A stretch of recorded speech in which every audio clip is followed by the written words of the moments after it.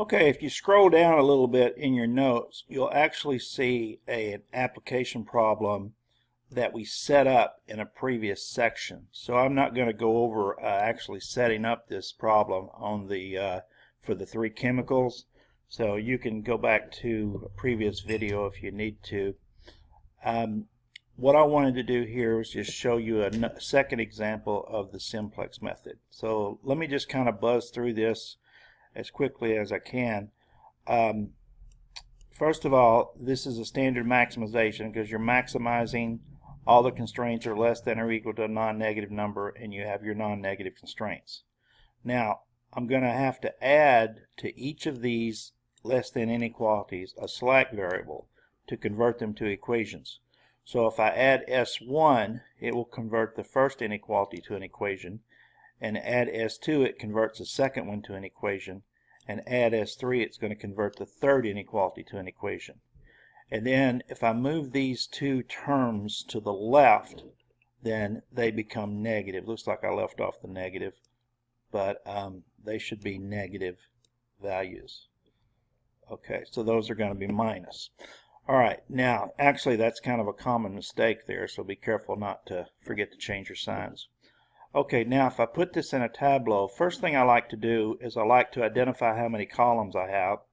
Well, I have a column for each variable, x1, x2, s1, s2, s3, and p.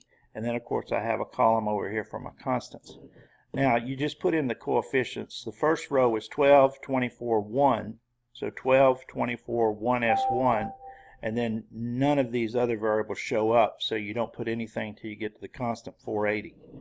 The second row you have 9, 5, so 9 and 5, and then you have 0, 1, S2, and you don't have a S3 or P, so just put 0 there, and then 180 for the constant. The third row you put in 30 for X1, 30 for X2, and then 0 for S1, 0 for S2, and then 1 for S3, and then 0 for P, and 720 for the constant. And then the final row you put in negative 100, negative 85, 0, 0, 0, and you don't put in a 1 till you get to the P column, 1, and then of course the constant on the right of that equation is 0. Okay, so the negative 100 is the most negative indicator on the bottom row, so the first column is your pivot column. But then you have to divide each of these numbers into the constants. So we divide 12 into 480 and we get 40, Q for quotient. And then we divide 9 into 180 and we get 20. And then if we divide 30 into 270, we get 24. So the smaller of these three quotients identifies the pivot row. So the second row is the pivot row. And notice that the pivot column and the pivot row intersect at this number 9. So this is my pivot element. Now what this tells me is that x1 is going to enter as a basic variable and s2 is going to exit after I complete the first pivot. Now on this problem, I'm not actually going to show you all the steps. You can do these steps yourself, but basically to pivot on this 9, what I'm going to need to do is I'm going to multiply everything in row 2 by 1/9. Now think about what that's going to do. That's actually going to change that to a 1. Now of course it'll change these two. It'll change that to 5/9, it'll change that to 1/9, and it'll change this to 20. Okay, but what do we do after we've converted this to a 1? Well, then we have to get rid of the 12, the 30, and the negative 100. So to get rid of the 12, we would multiply row 2 by negative 12 and add it to row 1. To get rid of the 30, we would multiply row 2 by negative 30 and add it to row 3. And then to get rid of the negative 100, we would multiply row 2 by 100 and add it to row 4 and put the result at row 4. Now again, these three steps are after you multiply row 2 by 1/9. So make sure you do that step first, and then these three steps follow.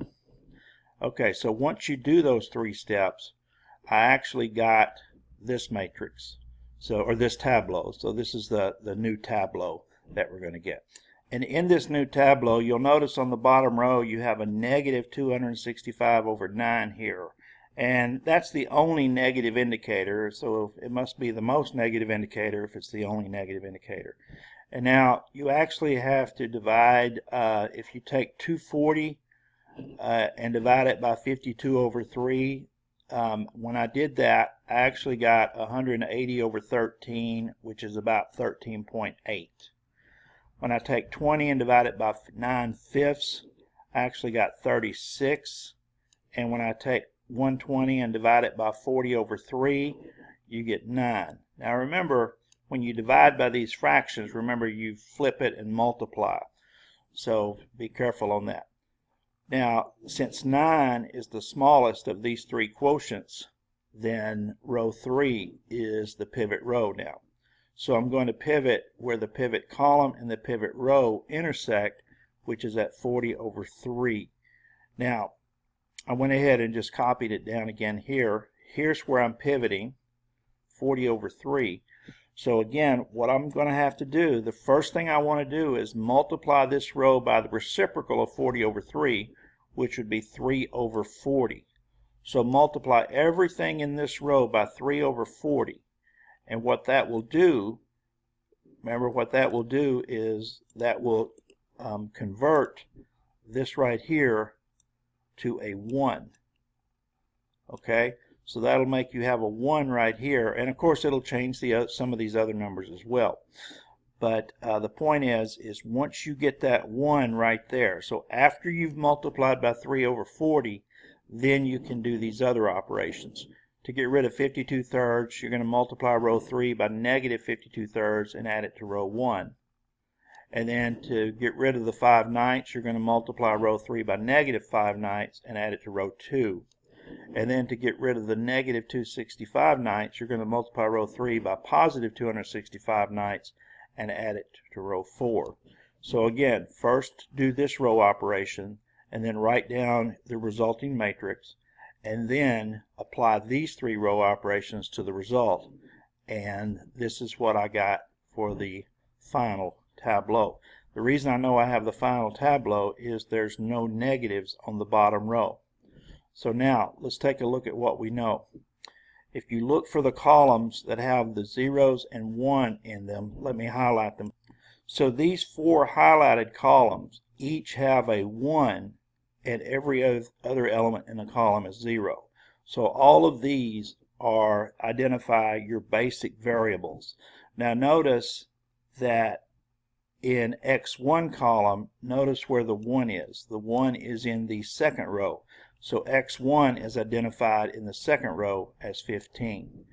X2 is in the third row. The 1's in the third row, so X2 is 9. Now S1, even though we're not really interested in S1, we can identify S1 as 84 in the first row. And then finally P can be identified as 2,265 in the last row. Now if for some reason you want to know what S2 and S3 are, well remember S2 and S3 are non-basic variables. How do I know that? Because the other 4 are basic variables, so the ones left over must be non-basic, and therefore S2 and S3 are 0 because they're non-basic. So the optimal solution to the problem, this is actually what I wanted, was a maximum of 2265 at x1 equals 15 and x2 equals 9. Now, if for some reason you need the slack variable, sometimes the problem will ask you to list all variables, then you can also list the values of the slack variables as well. And that's your second example of the simplex method. There's another example that you can go through here, but I want you to work through this one and just follow my notes and work through it. But one thing I want to show you on this one is that when you look at in the final tableau, you can see you have x1 as a basic variable, x2 is a basic variable, s1 is a basic variable, and p is a basic variable. So those are the ones that have the value. x1 is in the second row, it's going to be 1. x2 is in the third row, I'm just looking for where the 1 is. it's going to be 6. S1 is identified with the first row, so it's going to be 8, and P with the last row is going to be 22. But notice X3 never entered as a basic variable, so X3 here has to be 0. So when you write your optimal solution, make sure you don't just leave it off. Identify X3 as 0. So here the optimal solution is a maximum of P equal 22 when X1 is 1, and X2 is 6, and X3 is 0. So basically, if X1, X2, and X3 were like, let's say, 3-speed, 5-speed, and 10-speed bicycles, it's basically just telling you you're better off not manufacturing any 10-speed bicycles. So that's all it's saying. Okay, this section ends with 3 application problems. So let me just end this by setting up an application problem, and then you can read the solution. Pause the video and read this problem, and then I'm just going to summarize basically what the problem is telling us. Okay, so basically if you read the problem, we need to find the number of acres of wheat, the number of acres of corn, and the number of acres of cotton that need to be planted to satisfy all the constraints and as well maximize profit. Well, we only have 300 acres. So if we only have 300 acres, then X1, we know that the total X1 has to be, where's my cursor here? All right, X1 plus X2 plus X3 can't be more than 300. Also, we only have $6,400 in cash, so the total cost of the seed has to be less than or equal to $6,400. And if you read the problem, it tells you each acre of X1 is $30 cost, each acre of X2 is $40 cost, and each acre of X3 is $50 cost. So that has to be less than or equal to 64. And then finally, the labor constraint. For X1, it takes 1 day per acre of labor. For X2, it takes 1 day per acre of labor, and for crop X3, it takes 2 days per acre of labor. So the total labor time has to be less than or equal to 200 days. So X1 plus X2 plus 2X3 must be less than or equal to 200 days. And now the profit is given up here. It tells us we profit $200 per acre on wheat, $250 per acre on corn, and $100 per acre on cotton. So our objective function is P equals 200x1 plus 250x2 plus 100x3. And our objective is to maximize that. Now, so if I were just to ask you to set this linear programming model up, then what I've listed here in this rectangle is the linear programming model. You identify your objective function and whether you're maximizing or minimizing. Identify your problem constraints. I have 3 here, and then your non-negative constraints. Okay, now I'll leave you to read the solution here, but notice I set up the initial system of equations, then I set up the tableau, identified my pivot column, and then identified my pivot row, which is the second row, and then I went through the pivot operations, and then again I had to pivot again on this column, and then so that's my pivot column, and then I identified my pivot row, which was here, and then I pivoted again, and then what happens at the end, I get that from this column I get that X1 is 160. From this column I get that X2 is 40. The X3 column never entered, so it stayed non-basic, so I know X3 is 0. And then my P column tells me that the profit is $42,000. So my optimal solution is to plant 160 acres of crop 1, whatever that was, and 40 acres of crop 2, and 0 acres of crop 3, and I'll get a profit of $42,000. There's a couple of other practice problems here you can set up, so read these problems and how to set them up, and if you want to solve them, I actually gave you the answers to these 2 problems.